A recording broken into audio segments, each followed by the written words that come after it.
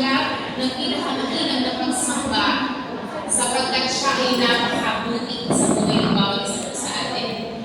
Nagaganap po ba tayo na natin tayo sa bahay ng ating Panginoon, sa templo ng ating Panginoon? Amen.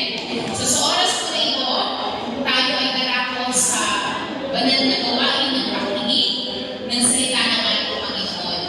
Winagatan po ang ating mga kapatiran, maging ating mga first-timers, ngayon lang po nakadalo sa lugar na ito. Kayo po ay welcome sa Jesus Lord Church Boan. Wala po tayong ibang tinataas dito, kundi ang pangalan lamang po ng ating Panginoong Yesus. At ang ating pong pinapangalan ay kung iba kundi ang kanyang mga salita. Kaya hayaan po na sa may sandali ay ating pong pagbulayan ang salita ng Panginoon, ang mensahe ng Diyos na ating tatagpuan sa aklat po ng unang Pedro, Kabanata 1, talata 3 hanggang 7. Buksan po natin ang ating mga Bible at payagan niyo po na ating pong pagbulayan. Sabi po na sa 1 Peter, simulan natin sa 1 Peter chapter 1, verse 2. Praise. Sabi po dito sa English, Peter, an apostle of Jesus Christ, to those who reside as strangers, scattered throughout the Pontus, Galatia, Cappadocia, Asia, and Bithynia, who are chosen according to the foreknowledge of God the Father, by the sanctifying work of the Spirit to obey Jesus Christ and be sprinkled with His blood, may grace and peace be multiplied to you. Kahit may manalangin, gracious Heavenly Father, we honor you, we bless your name. Salamat Panginoon sa panibagong buhay at lakas ng aming taglay. At sa oras na ito, sa aming pag-upo sa iyong paanan, pakikinig ng iyong salita, bigyan mo kami ng pusong bukas, Panginoon. Puso na nakahanda na patuloy na mabago ng iyong mga salita. Ikaw po ba ng Espiritu ang kumilos sa aming kalagitnaan at ihayag mo ang katotohanan magpapalaya sa amin, magdadala sa amin sa katatagan ng aming pananampalataya. Maraming salamat sa iyo po lahat ng papuri sa pangalan ni Jesus. Amen and amen. Sa po nating pagbulayan, ito pong mensahe na ito. Ito po ay sinulat ng Apostol Pedro. Tingnan po natin ang ating book overview. Ito po, 1 Peter ay sinulat ni Apostle Peter. Sino po ang kanyang recipient? Kaya niya ay pinatungkol ang kanyang mga sulat sa mga pinili ng Panginoon who are living as foreigners in the provinces of Pontus, Galatia, Cappadocia, Asia, and Bithynia. At pag ito po yung pinag-aralan natin, ang buong aklat ng 1 Peter, paulit-ulit po yung salitang suffering. At makita natin po sa 1 Peter chapter 1, verse 2, inilarawan kung sino yung mga tao na hinayagan ng Panginoon ng liham na ito. Ito po yung mga tao na kung saan pinili ng Diyos, ginawang banal sa pamamagitan ng banal na Espiritu, at sila po yung mga nilinis ng banal na dugo ng ating Panginoon. Kagaya po ng bawat isa po sa atin. Next slide. The same is true that our identity is this, that we are indeed chosen by God. Sabay-sabay natin sabihin, I am chosen of God. Made holy by the work of the Spirit. Cleansed by the blood of Jesus Christ. Ito po yung identity natin. Tayo ay pinili ng ating Panginoon. Tayo po ay ginawang banal sa pamamagitan ng banal na Espiritu. At tayo ay nilinis ng kanyang banal na dugo. Kaya po, meron pong grace. Sabi ko sa 1 Peter chapter 1, verse 2. Next slide. May grace and peace be yours in fullest measure. Sabihin po natin sa ating katabi, may grace and peace be yours. Sabi dyan, in the fullest measure. Hindi po kapiranggot lang na measure of grace, kundi sabi dyan, fullest measure. At kapag ito po yung naiintindihan natin, na meron pala pong napakalaki at napakataas na measure ng biyaya at kapayapang ginagawa ng Diyos sa bawat mananampalataya na kay Kristo, it will produce joy. Everybody say joy. Hindi ang yung katabi sa Sabihin mo, joy. Kaya ang mensahe po natin, yung pinagagatan natin, the reason for a joy-filled life. Ano po? The reasons for a joy-filled life. Kalooban po ng Diyos na tayo ay laging nagagalak. Hintian po natin ang ating mga katabi, ipakita niyo sa akin ang inyong mga ngiti. Ano po? Kalooban ng Diyos na lagi tayong nagagalak. Hindi po niya kalooban na lagi tayong nagdurusa, lagi tayong nalulubay, lagi tayong nalulungkot. Ang portion natin bilang mga anak ng Diyos ay magkaroon ng tunay na kagalakan. Kaya nga po yung ating pag-aaralan, nakikita natin, ang historical context ito, sila ay nagsasuffer. Pero nandun pa rin po yung joy-filled life. So, meron tatlong bagay tayo makikita dito sa ating pag-aaralan. Ano ba ang magiging batayan natin ng ating tunay na kagalakan? Paano natin masasabing meron tayong joy-filled life? O ano ang dahilan bakit tayo magkakaroon ng puso na may kagalakan? Yun po yung tatlong bagay na ating malalaman. Check, please. Pwede mo magpaayos natin sound. Okay, tignan po natin yung una. Tignan natin yung number 1. Ano po? So, what are the reasons for a joyful life? Number 1, if you have deeper understanding of the reality of God's great mercy, it will cause us joy despite of life's challenges. Kapag malalim ang pagkaunawa mo sa realidad ng dakilang awa at habag ng Diyos sa iyo, magkakaroon ka ng tunay na kagalakan. Tingnan po natin yung verses 3 to 4. 1 Peter chapter 1, verse 3 to 4. Sabi po dyan, purihin natin ang Diyos at Ama ng ating Panginoon Jesucristo dahil sa dakila niyang awa sa atin. Pinanganak tayo muli sa pamamagitan ng muling pagkabuhay ni Jesucristo. Sabi niyo, purihin natin at pasalamatan ang ating Diyos sapagkat meron siyang dakilang awa at habag sa bawat isa po sa atin. Blessed be the God and Father of our Lord Jesus Christ, who according to His great mercy has caused us to be born again to a living hope. Meron pala pong great mercy, dakilang awa at habag ang Diyos sa atin, na yun po yung nagdulot para tayo po ay maging born again. Para tayo muling ipinanganak. Dahil sa laki ng habag ng Diyos sa atin. So kung naiintindihan mo, malaki pala ang habag ng Diyos sa atin, it will cause you joy. Hello? Pag naiintindihan mo, napakalaki at napakadakila ng habag ng Diyos sa iyo at sa akin. I-picture niyo po sa inyong mind na ang Diyos, who is the maker of heavens and the earth, meron siyang malaking habag sa iyo. Kailangan ba ng habag ng Diyos? Amen. At ang sabi dito sa ating binasa, hindi po maliit lang, kundi ang sabi, malaki, napakalaki ng awa at habag ng Diyos sa atin. At yun po ang naging dahilan kung bakit po tayo ay na-born again. Kung bakit ka nakakilala sa Panginoon, hindi dahil sa sarili mong magagawa, hindi dahil sa iyong sarili mong pagsusunikap, hindi dahil sa sarili mong pagbubunyagi, kundi dahil may napakalaking awa at habag ang Diyos sa iyo at sa akin. At yun po yung magdadala sa atin ng kagalakan.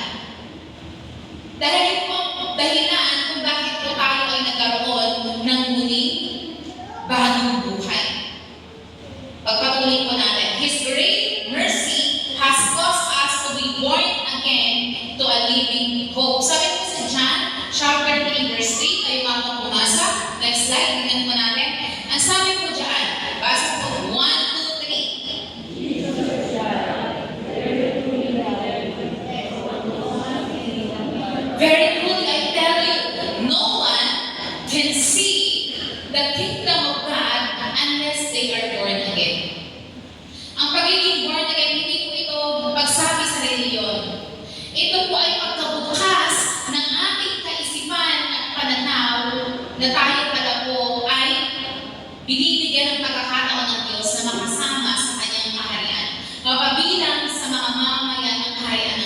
sa pamamagitan ng ating pananampalataya. At yun po'y nagbunga sa atin ng panibagong buhay. Kaya kung naiintindihan mo na kinahabagan ako ng Diyos, kinaawaan ako ng Diyos, magkakaroon tayo ng tunay na kagalakan. Dahil kung wala akong habag ng Diyos, wala po tayo dito. Kung wala akong habag at awa ng Diyos, lahat po tayo walang direksyon ng buhay. Lahat po tayo mapapahama. Wala po tayong pag-asa. Kaya talagang masasadlan tayo. Malulungkot tayo sapagkat walang pag-asa sa buhay na ito at sa hinaharap. Kaya natural lang na tayo laging nandoon sa kaluluhan. Natural lang na tayo nandoon sa kasadlahan. Sapagkat kung wala ang habag ng Diyos, ay nasaan tayo. But praise God. Kaya nga sabi doon, praise be the name of Jesus. Bakit? Sapagkat kinaawahan ka ng ating Panginoon. Kinahabagan ka ng ating Panginoon. Yun po yung magdadala sa'yo ng realidad na maranasan mo ang kagalakang galing sa ating Panginoon. Despite of life's challenges, there will always be a joy-filled life.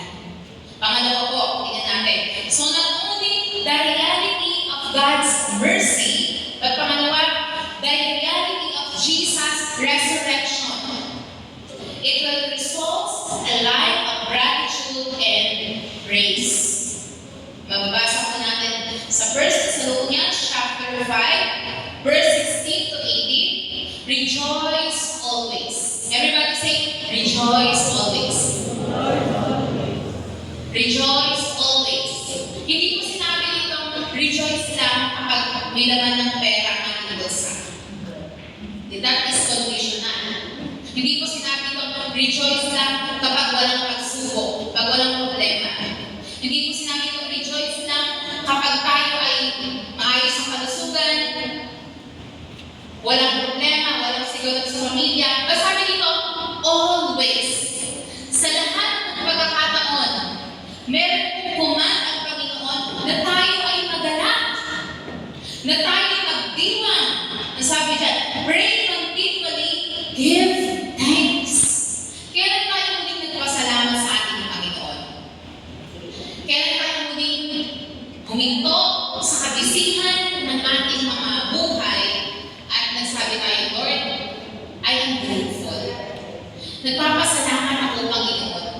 Ina-appreciate ko lahat ng bagay na ginagawa mo sa akin. Ina-appreciate ko lahat ng pangyayari. Ito man po ay pagsubok, ito man po ay pagpapala. Ina-appreciate ko ang lahat ng ginagawa mo sa buhay ko. Sapagkat ito ang kalooban ng Panginoon, sabi lang, for this is God's will for you. So kalooban po ng Panginoon that we ought to live a life of gratitude. Minsan po yung nakakalungkot, hindi natin ina-appreciate ang ginagawa ng Panginoon. Yun lamang po na tayo ay nag-isip. Ipagpasalamat natin sa Panginoon. Tayo nakakatayo. Ipagpasalamat natin sa Panginoon. Nakakalakad tayo. Nakakahinga tayo. Naitataas natin ang ating kamay. That must result praise and glory to our God. Minsan iisip natin, Panginoon, para ko lang ipapagpasalamat sa iyo. Pag naiintindihan mo ang ginawa ng Panginoon sa iyo, siniguro niya na yung eternity mo. Ang sabi ng Ephesians, bago ka pa ipinanganak, pinili ka na ng Panginoon. Hindi ba nag-result yan sa iyo ng joy? Panginoon, hindi pa po nag-meet ang aking mga magulang, hindi pa ako na-conceive sa womb ng aking ina, kabilang lang sa pinili mo. Out of 8 billion people sa planet Earth, kasama ka sa pinili ng Diyos. Hindi ka ba dapat magalak? Ang tanong mo, hindi ba tayo dapat magpuri sa Diyos na ito na pumili sa atin kahit wala po tayo qualification? Minsan mini-measure natin na Lord, kapag in-answer mo yung specific na prayer na ito, doon lang po magpapasalamat sa iyo. Pag yung prayer na ito, Panginoon, ay natanggap ko, doon lang po pupuri sa iyo. Pero pag naiintindihan mo, all things work together for your good. You will always praise the Lord. lagi pong nag-grumble sa Diyos. Lagi pong nagre-reklamo sa Diyos.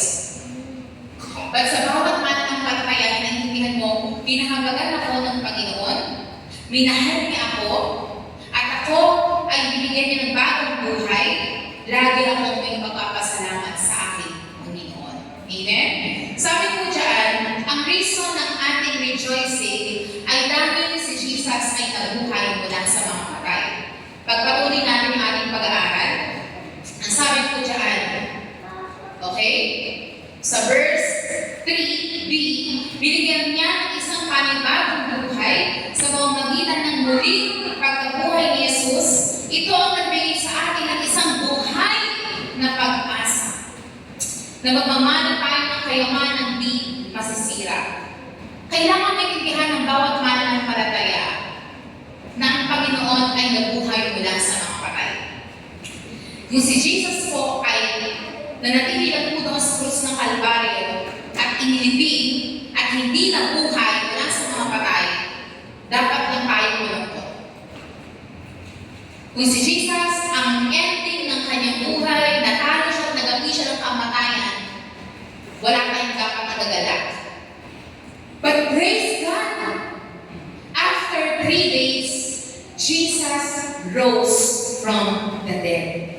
And that is the good news that Christ has risen for our justification.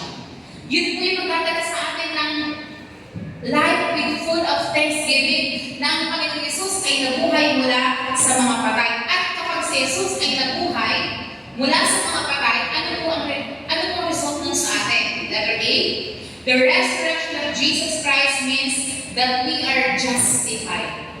Sabay-sabay pa natin sabihin, justified before God. Pinuwalang sala ka na. Nung tayo pinagkasala, lahat tayo guilty. Dahil guilty tayo pag-isaman, tayo mamatay. Tayo punta doon sa walang hanggang kaparusahan sa impyerno. Lahat po ng tao. Pero ang Diyos ay nag-alay ng kanyang buhay at sa kanyang pagkamatay, tayo ay pinawalang sala.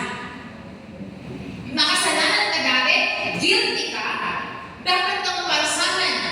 But praise God, si Jesus ay nagkatawang tao at dahil sa kanyang sakripisyo sa krus ng Kalbaryo, binayaran niya ang kasalanan mo. After na mabayaran ang kasalanan mo, binuhay siyang muli ng Diyos. As sabi doon sa Romans chapter 4 verse 25, He was delivered over to death for our sins and was raised to life for our justification. Bakit siya binuhay mula sa mga patay? Para bigyan ka ng panibagong buhay, para pawalang sala ka. Kaya kung kapag dumating ang time na tayo ay lilisan sa mundo nito, haharap tayo sa hukuman ng ating Panginoon, hindi bilang isang kriminal na dapat parusahan. Ikaw ay haharap sa hukuman ng Panginoon at sasabihin ng Panginoon na guilty. Kaya makapunta ka doon sa everlasting life in heaven. Pagpunta mo sa hukuman ng Panginoon, dahil nanampalataya kay Jesus, you are justified. Makakapasok ka sa kaharian ng langit. Yung isa po sa ating binabahagi ng salita ng Panginoon, minsan ko na po siya na-share dito. Last month, dinala po natin siya. 16 years po siya naghihirap, nagdurusa because of kidney disease. Iniwan po siya ng kanyang pamilya, ng kanyang asawa. For that 16 years, siya ay nagsasuffer na gano'n na lamang. But praise God, dumating ang time na siya ay nabahaginan ng salita ng Panginoon. At tinanong ko sa kanya, kung ikaw ay talagang handa na, sapagkat kanya na kong tinanggap na ganito ang buhay ko. It's either ako ay pagagalingan ng Panginoon o ako ay uuwi na sa kabilang buhay. Pero ako ay ready na, sinasabi niya. Sapagkat hirap na ako dito. 16 na taon na ako nagdurusa. Ready na ako lumisan. Pero ko siya, gano'n ka kahanda? Kapag dumating ang time na ikaw ay haharap sa hukuman ng Panginoon at tatanungin ng Ano ang isasagot mo? Hindi po siya makasagot. Hindi niya alam ang sagot. At ibinahagi natin ang mensahe ng pagliligtas ng Panginoon na ang makapasok ng sa kaharian ng langit ay taong walang kasalanan. Pero sabi ng Bible, lahat ng tao ay makasalanan, walang matuwid, wala kahit isa. So paano ka papasok ng langit? Praise God! Ang Panginoon Jesus, nag-alay ng kanyang buhay sa krus ng Kalbaryo, ang kasalanan mo ay kanyang binayaran doon, manampalataya ka kay Jesus, mananigas na niya, at ikaw ay dideklara ng Diyos na not guilty. Because of the blood of Jesus that takes away the sin of this world. Kapag ikaw ay nanampalataya kay Jesus, then you are now welcome in His kingdom. At ang kanyang mata ay nabuhayan. Praise God! For 45 years of His life, hindi niya alam ang sagot. Pero during the last moment of His life, siya ay kinilos ng banal na Spirit. Naunawaan niya. Kaya nung isang araw lang po, binisita po namin siya po ay umuwi na sa Panginoon. Tatandaan ko po, last Sunday, habang nag-prepare po tayo na bumalo dito, tinawagan po ako ng kanyang hipa at siya nga po ay 50-50 na. Tinawagan po natin at siya po ay pinaliwanag po sa kanya kahit siya po hindi na nakakamulat, nakakarinig na lang. At alam po namin siya ay nasa Panginoon na. Hallelujah! Nagdusa na siya dito. Nasa eternity na siya sa piling ng ating Panginoon. Yan ang kagandahan na maunawaan mo. You are justified by faith. Not by your own good works, but by Jesus' works at the cross. Ano ba po ang resurrection ng Panginoon? It shows that Jesus defeated death. Alam niyo po ang pinaka-kinakatakutan ng tao ay kamatayan? Hello? Di ba yun ang pinaka-kinakatakutan ng tao? Kaya ginagawa ng lahat ng tao ang paraan para hindi siya makulong yung kanyang buhay. Sa ating henerasyon, marami ng innovation na ginagawa para lang makulong ang buhay ng tao. Pero praise God, sa isang mananampalataya, hindi natin kinakatakutan ng kamatayan. Hello? Sapagkat ang Panginoon Jesus, nagapi niya ang kamatayan. Sabi po sa 1 Corinthians chapter 15, verse 55-57, O death, where is your victory? O death, where is your sting? The sting of death is sin, and the power of sin is the law. But thanks be to God. Purihin ang Diyos. Pasalamatan natin ang Panginoon who gives us the victory through our Lord Jesus Christ. Kaya ang isang mananampalataya, alam niyo ba tayo na gaya ng mga sinulatan ni Pedro? Sabi doon sa sulat, ito ay para sa mga mananampalataya scattered all over Galatia, Cappadocia, Bithynia, Asia. Sila ay mga foreigners, sila ay mga alien, sojourners lamang sa mundo nito, kagaya natin. Hindi ito ang tunay nating tirahan. Tayo narito lamang for a certain period of time para i-fulfill ang kalooban ng Diyos. Pero hindi tayo mananatili dito magpakailanman. Meron tayong tahanan. Nasaan ang ating tahanan? Nasa kalangitan. Diba? Nasa kalangitan. Ngayon, naiintindihan natin na kapag dumating yung time na tayo po ay lilisan na sa mundo ito, we will just be translated to glory. Diba? We will be translated to glory. Na kapag humigit ang iyong mata at ikaw ay time na, sasabihin ka na, time's up. Diba? Eh, hindi ka naman pwede makita sa Diyos na, huwag na muna.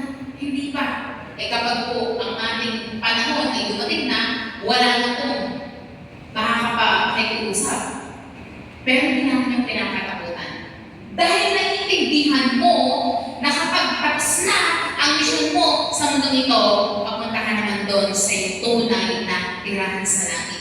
Kaya napakagandang naiintindihan naman ng palataya. Even death ay nagapi ni Jesus. Kaya ang bawat sumasampalataya, mayroon pong buhay na Sabi-sabi ko natin sa mayroon ako, buhay na walang hanggan. Diba? Meron ako buhay na walang hanggan. At ito po, ang sabi ng Bible, hindi po lahat mamamatay. Diba? Meron pong henerasyon na madadatnan ng Panginoon buhay sa kanyang muling pagbabalik.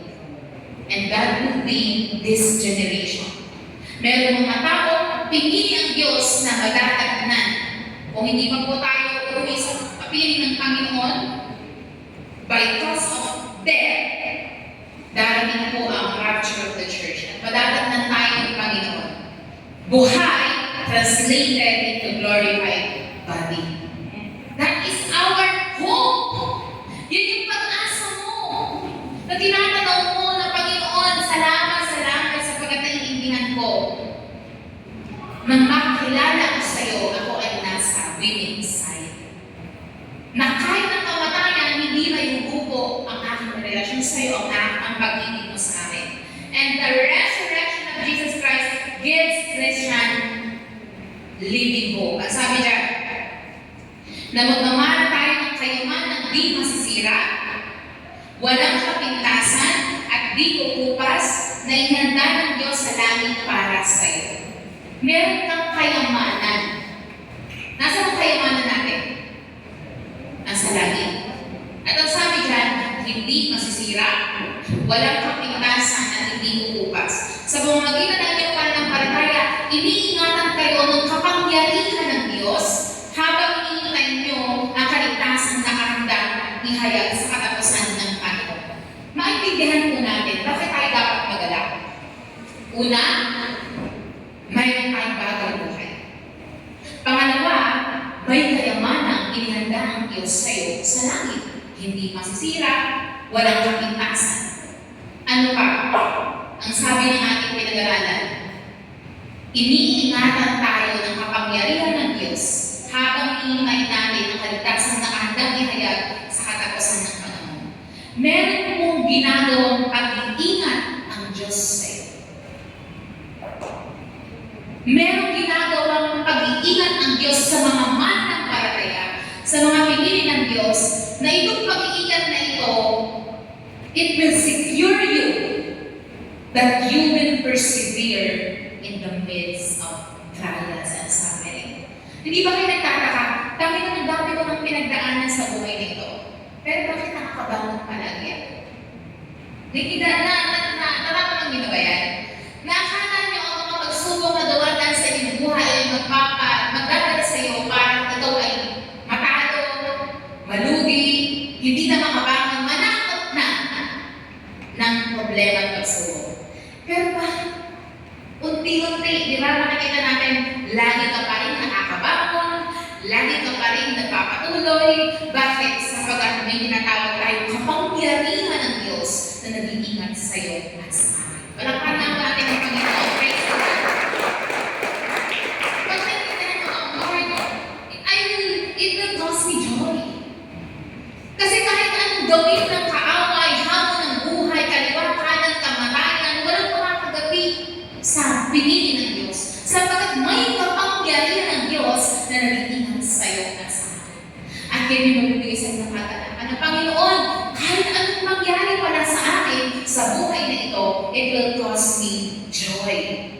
Knowing these truths, it will cause us joy and thanksgiving. Sabi nga po doon sa isang quote, gratitude, left side, is the birthplace of joy. Ang isang taong lagi nagpapasalamat, laging masaya. Hello? Pag punong-puno ka ng pagpapasalamat, lagi kang magiging masaya. Pag may mga problema tayong pagsubok sa buhay, ang gusto ng kaaway, mag-dwell tayo sa mga pagsubok na yun. Isipin natin yung ating mga problema. Diba? Bakit? Pag inisip mo ang yung mga problema, malulungkot ka. Iiyak ka, tatanis ka, magdurusa ka, malulungkot ka. Yan ang gusto laging ipasok ng kaaway sa iyong kaisipan. Sabihin sa iyong kaaway, wala ka ng pag-asa, bagsak ka na, sino magtutulong sa iyo, kawawa ka naman. So kapag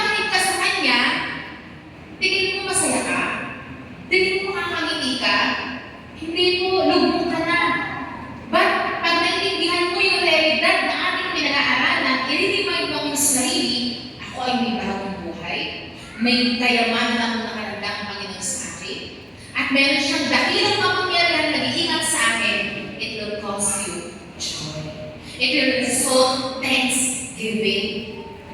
Kaya ang isang mananampalataya, lagi talagang may pagpapasalamat sa Panginoon. Hello? Every day, dapat ang Diyos na pasalamatan ng kanyang mga anak. Dapat ang Diyos. Sapagat ang mundong ito, this life, this world, will always cause us to mock Jesus. Diba? Sinasabi ng mundong ito, huwag mong papurihan ng Diyos, salita mo ka sa Diyos, itatwa mo ang Panginoon. Pero pag naiintindihan mo ang kanyang mga salita, sasabi mo, Panginoon, lagi akong may ipagpapasalamat sa iyo. Dahil napakabuti mo sa ating buhay. Pangatlo, the reasons for a joy-filled life. Ito na po yung last. The reality of God's power through faith will enable you to endure suffering for the cause of Christ. Ang context ng ating pinag-aaralan, ang mga mananampalataya during that time, pag sinabi nilang, Jesus is Lord, handa silang magbuwis ng buhay. Pag sinabi nilang, Jesus is Lord, handa silang mamatay para kay Kristo, para panindigan ang kanilang pananampalataya sa Panginoon. Pwede silang kakain sa mga leon, ginagawa ko silang human torch, sabihin sinisilaban sila ng buhay, at sila po inilalagay doon sa mga mataas na mga building para maging ilaw. Imagine niyo po yung grabing suffering na pinagdadaanan mo nila. Pero dahil naiintindihan nila ang kapangyarihan ng Diyos sa pamamagitan ng pananampalataya, yun yung nagbibigay sila sa kanila ng grace to endure. Everybody say endure. Gano'n ka magiging matatag? Not on your own capability, but by the grace of Jesus. Tinuturuan natin ng church, kailangan natin matutunan mag-endure sa mga suffering. Sapagat sabi ng Bible sa Philippians chapter 1 verse 29, next slide, kayo po bumasa. Ang sabi dyan? Basa. 1, 2, 3.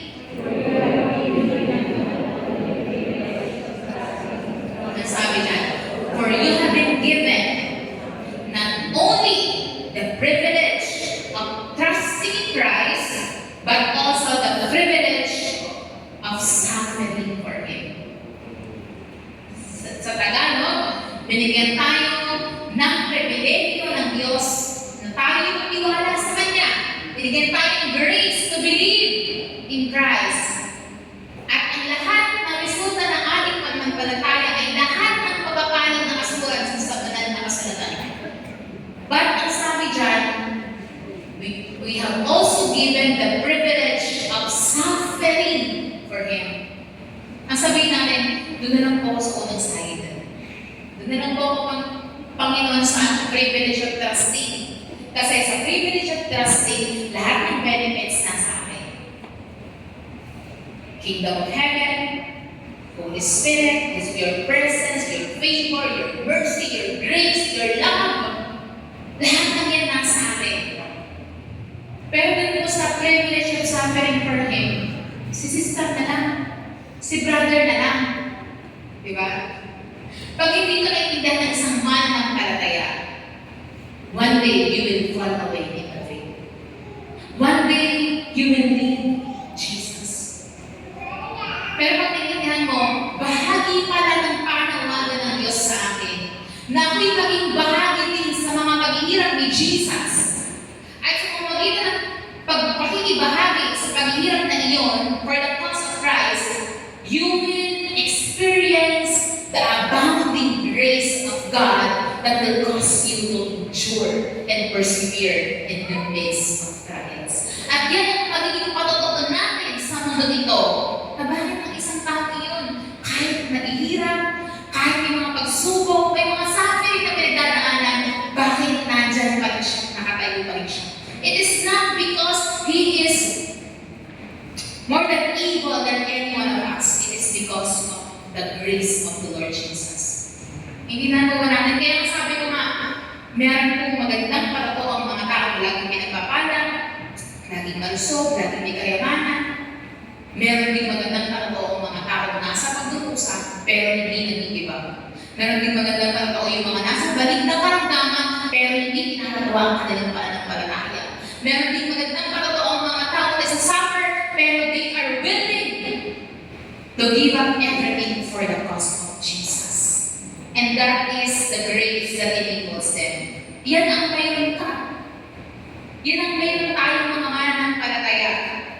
God is calling us to endure and to hold on to the reality that you have a reserved inheritance in heaven, that you are protected by the power of God in a way, that your proven faith of love and love for God will result to the glory of God. Sabi nga po dito sa verse 6, tingnan po ninyo.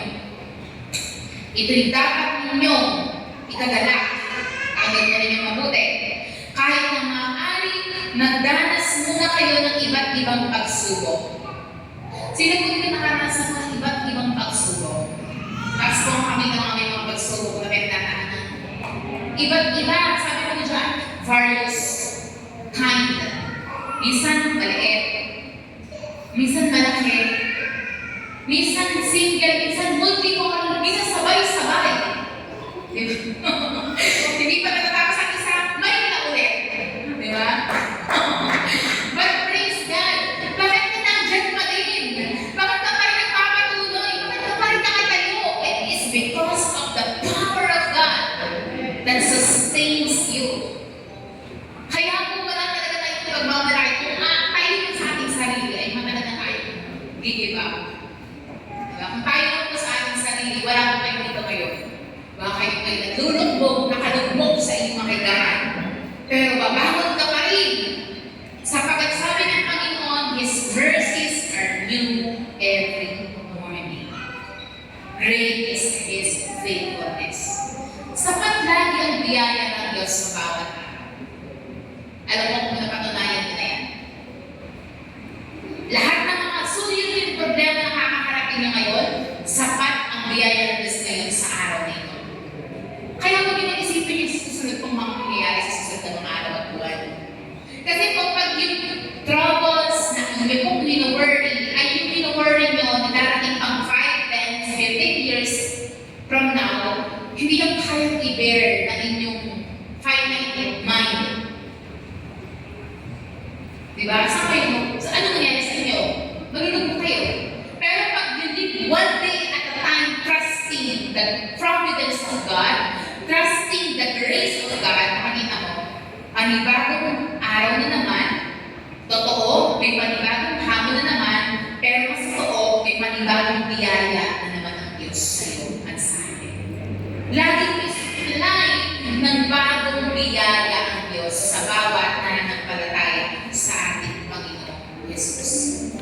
Dalapakan natin ang Diyos sa buhay. Praise God. Sabi ka, tignan po ninyo, maganda po ito. Ang ginto, bagamat nasisira, ay pinapadaan sa apoy upang malaman kung talagang dalisay. Gayon din naman, ang inyong pananampalataya na higit na mahalaga kaysa dito ay sinusubok upang malaman kung ito'y talagang tapat. Bakit may mga pagsubok? Para mapatunayan mo, totoo ba ang pananampalataya mayroon ako? Alam na ba ng Panginoon ang pananampalataya na mayroon tayo? Yes, alam niya na yun. Kung anong klaseng pananampalataya mayroon tayo. Pero ikaw, alam mo ba kung anong klaseng pananampalataya mayroon ka? Sasabihin mo, ako na may sumisimba, ako na may tumatawag sa Panginoon, ako naman ay born again, ako naman ay kay Jesus. Siguro naman tama at totoong pananampalataya.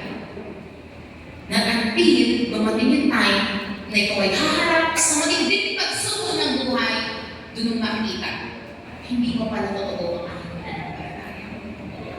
At doon mo marirealize, it will humble you, it will cause you to trust the Lord fully.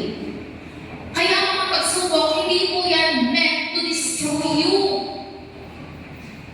It is meant to develop you, to make you stronger. Sa bawat pananampalataya ng mga pagsubok, hindi yan binibigay o pinapahintulad ng Diyos para ikaw ay pabagsakin. Kung hindi tunay ang iyong pananampalataya, talagang babagsak ka. Hello? Kung hindi tunay yung pananampalataya ng nagaling sa iyong sariling kakayanan, talagang hindi ka makakatagal. But kung ang pananampalataya niya ay kaloob galing sa Diyos, it cannot be destroyed by any problems, trials of life. Because that kind of faith comes from God. Siya yung nagbigay ng pananampalataya niyan. Kaya nga si Job, sunod-sunod ang problema. Namatay lahat ng anak in one day. Nawala lahat ng kayamanan in one day. Pero sabi niya, purihin ng Diyos. Diba? Nagpuri pa rin siya. Bakit matatag ang pananampalataya ni Job? Hindi dahil masigit siya kaysa sa atin. Matatag ang pananampalataya ni Job dahil mula sa Diyos ang pananampalataya niya at ang pananampalatayang kaloob ng Diyos, hindi kailanman yan mag-give up, hindi kailanman yan masasira kahit dumaan yan sa matinding pagsubok ng buhay. Kasi hindi yan galing sa iyo, yan ay kaloob galing sa ating Panginoon. Kaya ang bawat mananampalatayang dumadaan sa pagsubok ng buhay, praise God. Magpupuri ka pa din. Aawit ka pa din. Alam niyo po yung pinaka-makinang na awit sa Diyos? Yung ikaw ay nasa kapighatian na, pero nagsasabi ka pa rin ng pagpuri sa Diyos. Pinupuri mo pa rin siya. Madali mong magpuri sa Diyos kapag lahat ay ayos at patas. Diba?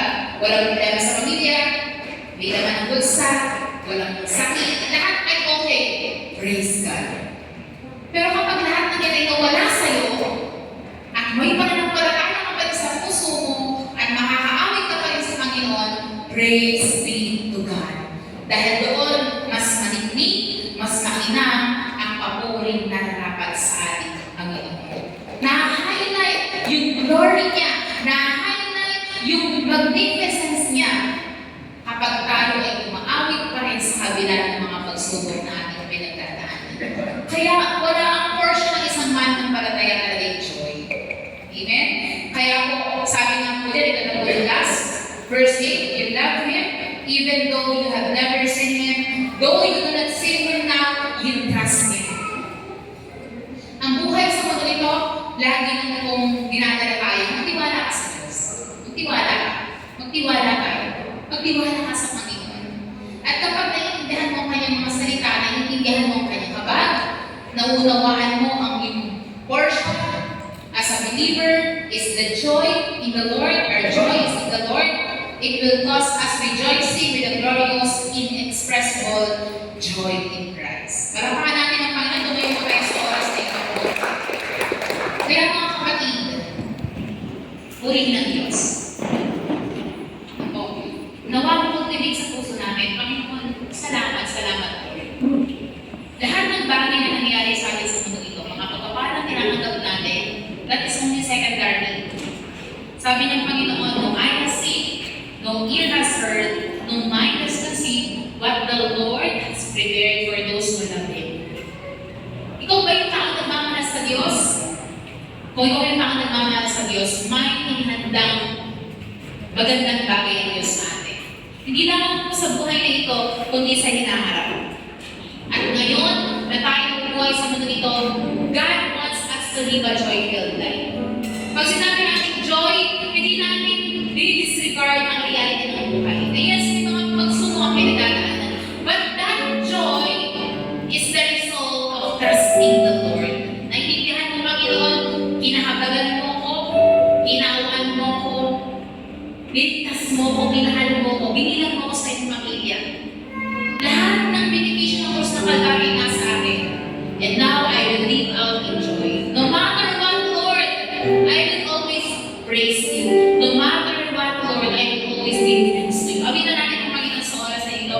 Tayo ay mag-alay ng buhay sa Panginoon. Habang ating mga puso ay nagagalak